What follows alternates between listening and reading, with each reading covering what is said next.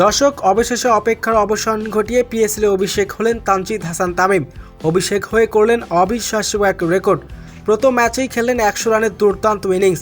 তার সেই ঝোড়ো ইনিংসে এদিন জয়ের দেখা পেয়েছে তার দল পেশাওয়ার জালমির। তানজিদ তামিমের চোখ জুড়ানো ব্যাটিং, তামিমের এমন পারফরমেন্স দেখে প্রশংসায় ভাসিয়েছেন অধিনায়ক বাবর আজম। দর্শক এদিন কোয়েটা গ্ল্যাডিওলার্স টস জিতে আগে ব্যাটিং করতে নেমে নির্ধারিত 20 ওভার শেষে সবকটি উইকেট হারিয়ে 190 রানের বড় লক্ষ্য দাঁড় করায়।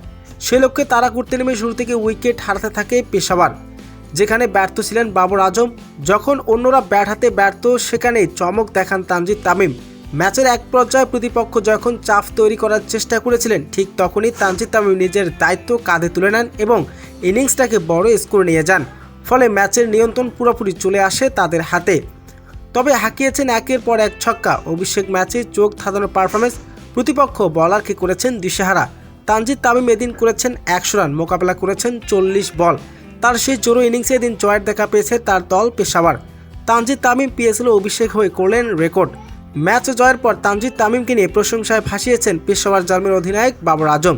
তো দর্শক, যদি পিএসএলে সুযোগ পেয়ে এমন পারফরমেন্স করতো তাহলে কেমন লাগতো দর্শক জানিয়ে দিন।